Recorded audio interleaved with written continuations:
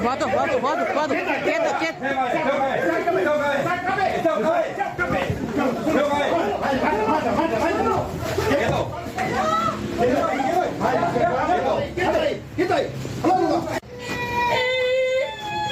Pasa allá, papá.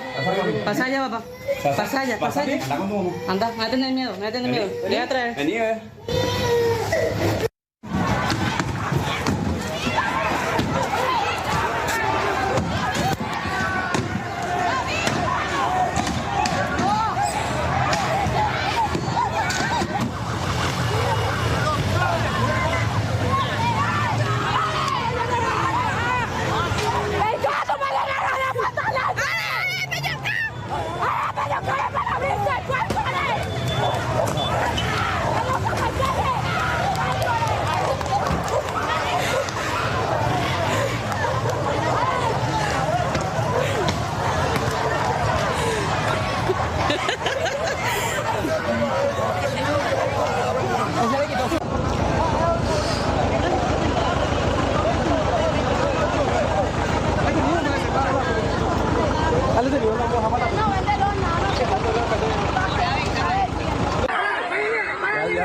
¿Ah?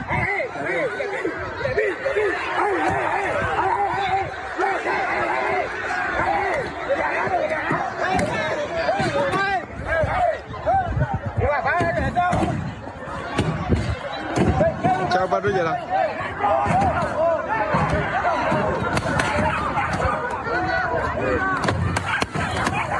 Esto, bro.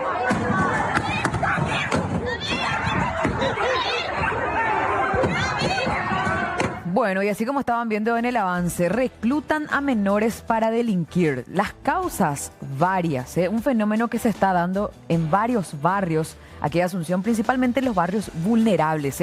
Prefieren defender a integrantes de facciones criminales, se unen incluso y ocurre esto. Grupos de vecinos que hasta se enfrentan con la policía para evitar que uno de los miembros de esas gavillas sean detenidos, o sea que algo gravísimo. Pero hay una explicación, no creo que es la correcta, pero tiene su explicación de por qué actúan de esa manera. Por eso nosotros tenemos invitados hoy para poder compartir todo lo que conlleva y refiere en este procedimiento que se realizó en el Pantanal de Lambaré. Fue la noticia de la semana y justamente estuvo encabezado este procedimiento por los agentes antinarcóticos de la Policía Nacional porque refiere justamente al tema de tráfico de drogas, en fin, que funcionan en esos puntos y que mantiene a ese barrio en la marginalidad. Y para el efecto acá lo tenemos al subcomisario Celso Paredes para que nos hable un poco sobre este trabajo, cómo fue, porque destruyeron patrulleras y la mayoría de los atacantes, según las informaciones, eran menores. Algo preocupante, subcomisario. ¿Cómo te va? Bienvenido. Buenas noches, muchas gracias por la invitación. Así mismo, como estaba refiriendo, fue un fenómeno que se presentó por primera vez en uno de los operativos que realizamos en la zona, ¿verdad? Y llamativamente también constatamos ese factor. Eran muchos menores quienes estaban en la zona incidentando. Bueno, bien sabemos que la zona de Pantanal es delicada. Cuando hay que ingresar para un operativo siempre tratan de hacerlo entre mucho, en comitiva. ¿Qué pasó acá, subcomisario? ¿Cómo fue el momento del ataque? ¿Ya estaban saliendo? Bueno, de hecho que este operativo se hizo en prosecución ya las denuncias que recibimos, ¿verdad? Porque hay que resaltar de que en Pantanal, el sector llamado Pantanal, que es uno de los sectores, ¿verdad?, del barrio San Isidro de Lambaré, hay mucha gente de bien, mucha gente buena, quien son personas que preocupadas recurrieron a nosotros. Exacto. Y nosotros, con el fin de darle respuesta inmediata a estas personas, ¿verdad?, y a los pedidos, ¿verdad?, que están haciendo, activamos los dispositivos de inteligencia. Se hizo un trabajo de inteligencia de casi 7 meses. Ya a principios de año se inició esto. Y se dificultó mucho porque, así como se observa en el video, es muy difícil recabar datos porque ellos se protegen mucho. O sea, que ellos sienten la presencia por ahí de los agentes que están haciendo un trabajo. Obviamente que ustedes no se van a uniformar ni mucho menos, ¿verdad? Pero ya perciben el ingreso de gente extraña en el sitio. De hecho, que la sola presencia de un vehículo que no es de la zona, a ellos les llaman la atención. Y tenemos informaciones de que ellos siguen los vehículos de motocicletas, tratan de averiguar de quiénes son, tratan de identificarle a las personas. Entonces, se utilizaron muchas estrategias, ¿verdad?, para recabar los datos a través de herramientas tecnológicas y a través del trabajo en campo.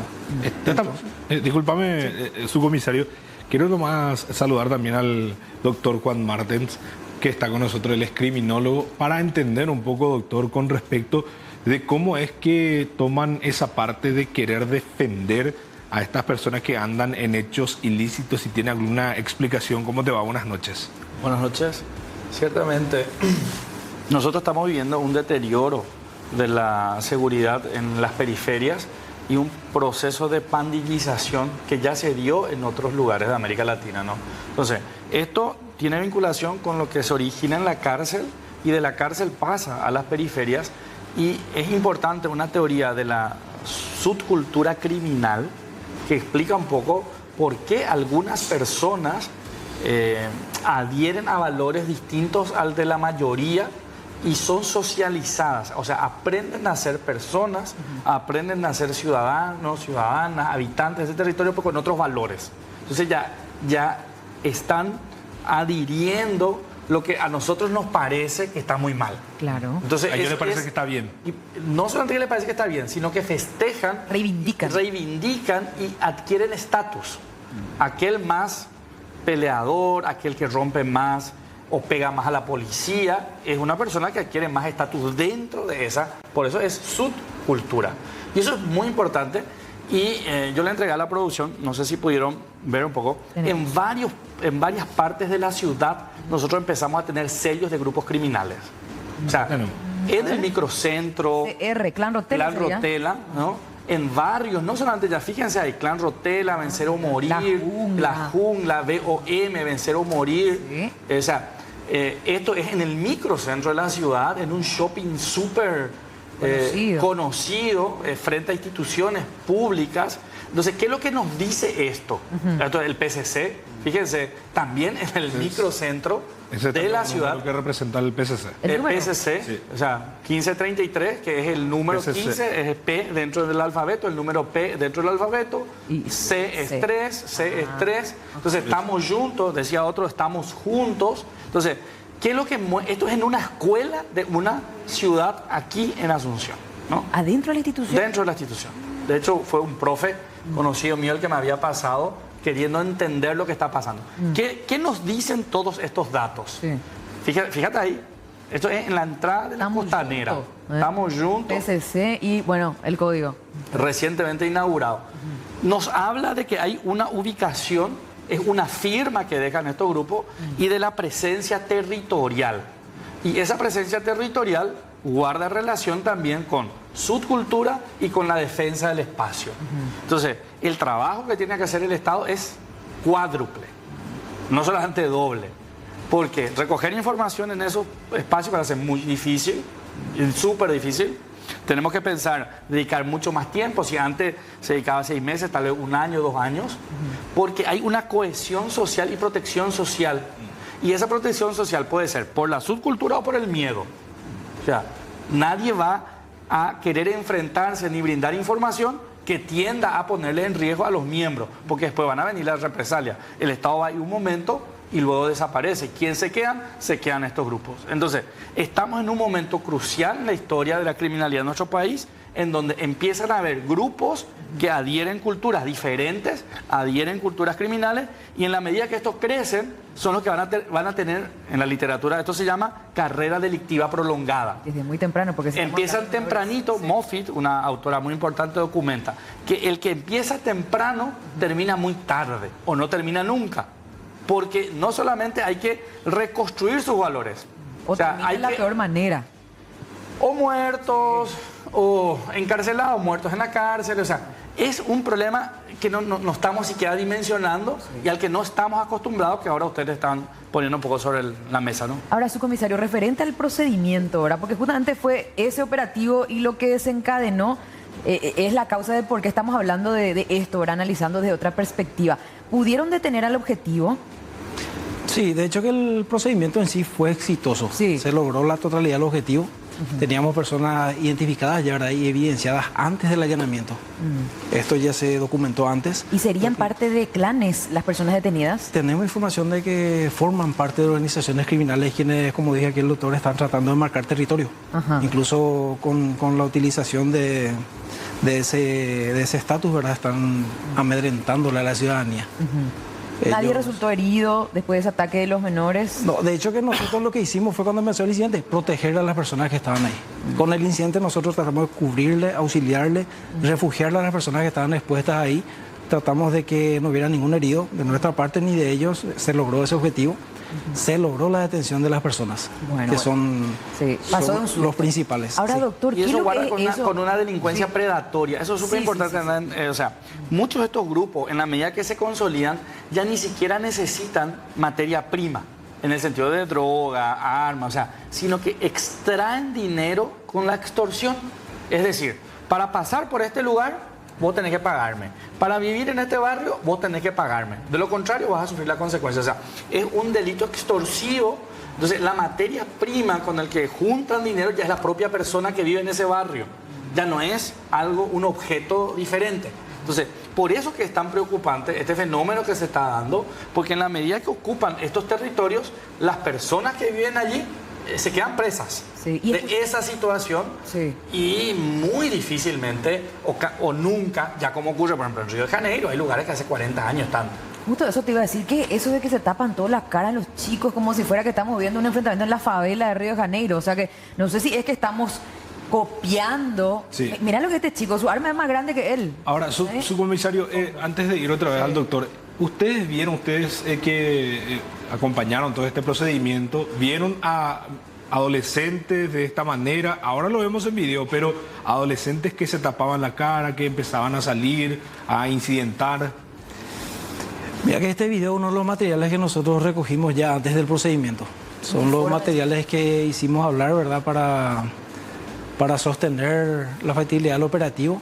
Y esta, por la contextura física, sería una persona menor de edad. Es un niño. Entonces, Tiene uniforme incluso. lo que nosotros esperábamos era justamente encontrar esto ahí. Y en el momento del procedimiento, como te dije recién, se controló la situación. Se realizaban todos los operativos, incluso en la vivienda que allanamos, había personas ajenas al lugar. Y eso fue lo que hizo que mucha gente se autoconvocara. Porque una vez ya en medio del procedimiento las personas empezaron a despertar en el barrio, empezaron a ver el ruido, entonces se acercaron, empezaron a llegar a querer averiguar, se hizo un cordón de seguridad, se estableció un perímetro, se realizó todo, se documentó todo, se filmó todo. ¿Por qué domingo, subcomisario? Y la conclusión que se llegó a través del trabajo de inteligencia es de que las personas tienen su sistema de seguridad y ese sistema de seguridad tiene sus debilidades. Entonces quisimos aprovechar e implementar un factor sorpresa. Por eso llegan un domingo. Y porque las personas que consumen por lo general hasta cierta hora de la madrugada están consumiendo, le exponen, le arriesgan a la persona que está en el lugar y llega un momento en el que ya la dependencia física de la persona ya no abastece, entonces le llega un cansancio, le llega un sueño y... Pero no esperaban algo así, su comisario, una reacción como esta, y que sean menores en su mayoría los que les atacan a ustedes. De hecho que sí, por eso Esperaban. se previó un equipo táctico, se previeron agentes del grupo Lince que nos apoyaron, gente dependiente de la División de Policía Central y nuestro equipo táctico también. Estaba, o sea, nosotros siempre precautelamos esta situación en cualquier tipo de operativos. Ahora, doctor, no sé si vos manejás también esta teoría entre las tantas causas del por qué deciden simpatizar los pobladores de estos barrios con los clanes. Por una parte, escuché que decía uno de los investigadores que es como que sienten de alguna manera que les deben favores, de por ahí se sienten protegidos, apadrinados por los clanes, algo así podría ser también. O sea, yo te doy cierto apoyo. Son diversas causas estructurales, no tiene una única explicación, Sí. ¿verdad? Muchos de ellos no están en el sistema educativo, hay un problema, una falla. Si estuviesen en el sistema educativo, no estarían allí. O sea, o el sistema educativo en muchos de estos lugares son solamente de un turno, solo de mañana, a la tarde quedan expuestos. Muchos de los padres o cuidadores encargados tienen que trabajar, se quedan solas en la casa, no hay opciones de cuidado. Aquí lo que hay que fortalecer es los sistemas de reintegración social, se llama, ¿verdad? O sea, escuelas de fútbol, escuelas de danza, o sea, la gente tiene que estar ocupada haciendo cosas. Exacto. Porque de lo contrario, pueden deberle favores desde protección, comida, bebida, narcóticos, múltiples Y factores. por esas pequeñas causas ya pueden ellos simpatizar y adherirse a él. Y adherirse, y porque nos ven muchas veces, pues son barrios deprimidos en ocasiones, sin mucha presencia física, o sea, para reivindicar al Estado y al cuidado que hace al Estado. Entonces, es es lo que tengo cerca. Por eso yo socializo. En la criminología ese término es súper interesante porque es en la medida que va creciendo la persona y va viendo qué es lo que ve en el día a día. Y acá tendríamos que incluso preguntarnos, ¿no serán hijos, hijas ya de consumidores, consumidoras? Claro, porque es lo único que conocen. No es una trayectoria ya de padres, madres. Entonces, es un análisis estructural lo que se tiene que hacer y por sobre todo de las historias de vida. O sea, ¿por qué están en ese espacio, en ese momento?